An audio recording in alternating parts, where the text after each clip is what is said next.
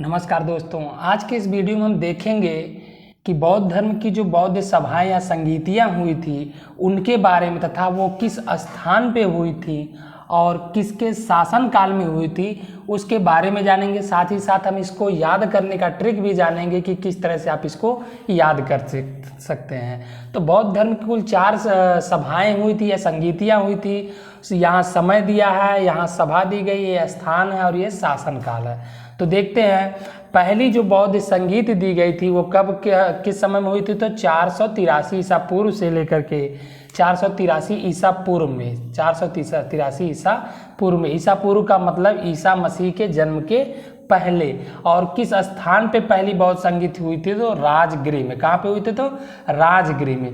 किसके शासन काल में हुई थी? तो उस समय जो शासक था वो अजातशत्रु था। कौन था? तो अजातशत्रु था। शासन काल अजातशत्रु। इस प्रकार हम कह सकते हैं पहली बौद्ध संगीत थी 483 राजगिरी और किसके शासन काल में? अजातशत्रु के। अभी हम इसको याद करने का ट्रिक भी यहाँ लिख देते हैं कि किस किस स्थान पे हुई थी या किस किस शासन काल में, तो उसको हम बाद में भी देखते हैं। दूसरी जो बौद्ध संगीत होती है कब होती है? तो 383 ईसा पूर्व में होती है। किस स्थान पे? तो वैशाली नामक स्थान पर। और उसमें शासन किसका होता है? तो कालाशोक नामक शासक का शासन होता है।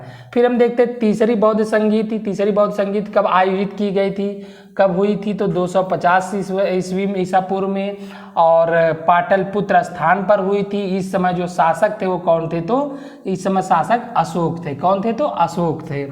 और चौथी बौद्ध संगीत कब हुई थी? तो 98 ईस्वी में हुई थी। इसके पहले सभी ईसा पूर्व में हुई थी, लेकिन ये चौथी बौद्ध संगीत किस में हुई थी? तो ईस्वी में हुई थी। और किस स्थान पे हुई थी? तो कुंडलवन में। कुंडलवन में हुई थी। और उस समय जो शासक था वो कौन था? तो कनिष्क था। कौन था? कनिष्क था। कनिष्क के शासन काल में हुई थी। इस प्रकार हम कह सकते हैं जो बौद्ध धर्म था उसकी 4 संगीतियाँ या सभाएं हुई, जो जिसका समय यह था कि हमने जाना, स्थान जो था उसको भी जाना और शासन काल भी जाना। अब यहाँ देखते हैं कि इसको याद कैसे आप रख पाएंगे कि किस स्थान पर। ये सभी एग्जाम में पूछा जाता है कि पहली बौद्ध संगीत किस स्थान पर हुई, चौथी बौद्ध संगीत किस स्थान पर हुई। तो इसको याद करने का जो ट्रिक है इसको आप याद कर लेंगे। क्या? इस तरह याद करेंगे, रा व पा क। इस प्रकार इसको याद करेंगे। राव पाक।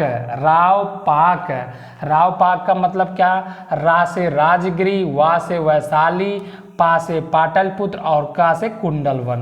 का से कुंडलवन। यानी अगर आप इसको याद करना चाहें तो राव पाक करके याद करेंगे तो रा से राजगिरी होगा, वा से वैशाली होगा, पा से पाटलिपुत्र होगा और का से कुंडलवन होगा।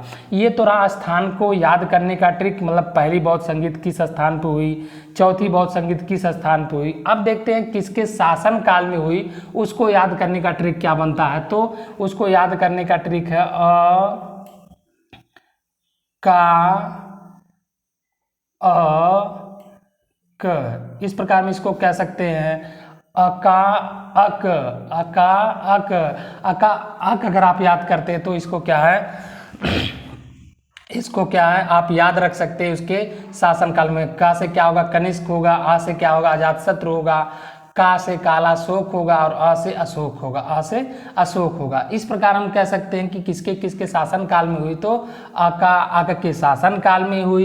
किस स्थान पे हुई? तो राव पाक के स्थान पे हुई। और किस में है? तो आप इसको इस तरह जानेंगे कि 483 383 250 98। इस तरह अगर याद करेंगे 483 383 250 98, फिर आप प्रथम बौद्ध से तृतीय और चतुर्थ में देखेंगे तो इस तरह कर सकते हैं। तो याद करने का ट्रिक आपका स्थान और शासन काल, यही आपसे बार बार पूछता है कि किस स्थान पे हुई थी, उस समय शासक कौन थे। तो ये आज के इस छोटे से वीडियो में एक छोटा सा ट्रिक आपको दे रहा हूँ जो कि सभी कॉम्पिटिटिव एग्जाम के लिए क्या है?